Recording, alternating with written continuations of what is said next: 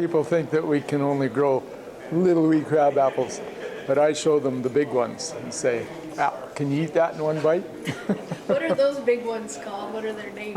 Prairie Sensation is the newest one, and that's the one we're recommending that gardeners grow. It's very friendly for gardeners. It doesn't require quite as much attention as other do. Yeah. So not as much pruning and... Not quite as much pruning. You can get large apples even though you don't do fruit thinning. It tends to have apples every year rather than get into the biennial bearing thing.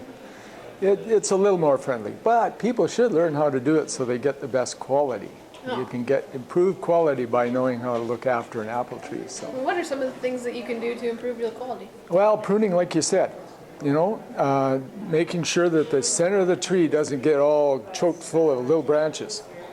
And so to do the thinning of the branches, and then later, as the tree starts to produce apples, when they get to be about the size of loonies, to pick off most of them. I know it hurts. My wife just about killed me when I first started doing that myself, but actually you think you won't have much left if you leave an apple about every 20 or 30 centimeters, but they get bigger, and you'll have apples next year. So this thinning the fruit thing is a good idea. When should the pruning happen? The pruning is in early May, late April, depending on when you can get near the tree without, feet wet, muddy, all this, So convenience as well. You don't want to leave it too much past the third week in May.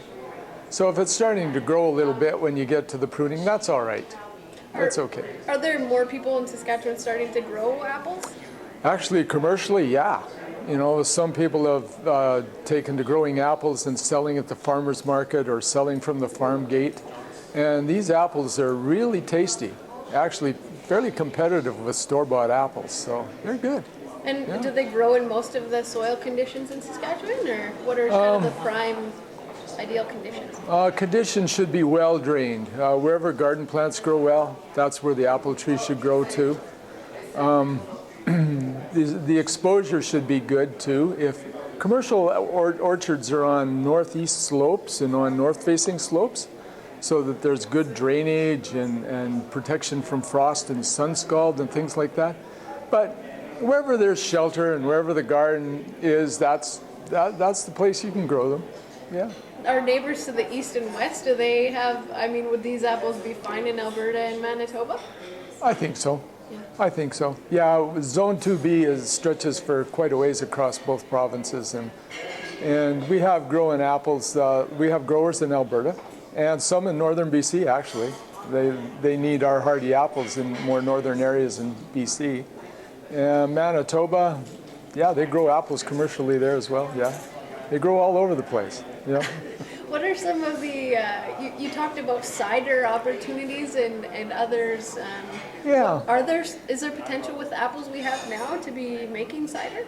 Yeah, apples that aren't very sour. The sweet apples make good apple cider.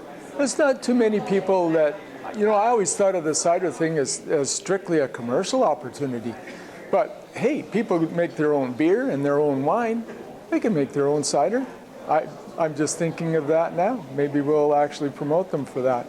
It can be a lot of fun. There's information on the internet on how to do it. And yeah, it can be quite a thing. The cider market is a growing market. Lots of people with gluten sensitivities are preferring cider to beer. And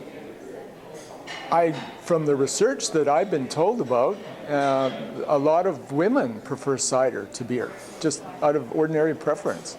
So as a consequence, that market is growing. And that's where we want to plug in with some of our promotion and development work into a growing market. We don't want to take something away from somebody. We want to join them in fulfilling a new market. That's what we want to do.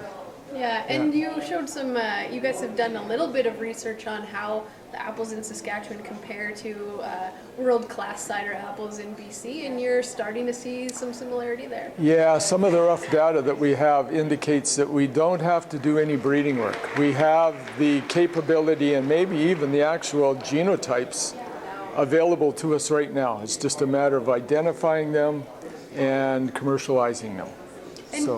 And briefly, you spoke about ice wine, is it? Oh, yeah. What is this? And why is Ice wi- Saskatchewan so well adapted? Yeah, well, ice wine is familiar to quite a few consumers. It's a method of growing the grapes and leaving them on the plant until the temperature is just so, I think it's -8 Celsius, and then harvesting the grapes and keeping the grapes at that temperature and extracting the juice. It comes out really super sweet. We can do that with apples here. We can do ice cider. This is doable. This is going to happen. I can't see people passing up that opportunity once they learn it's possible here.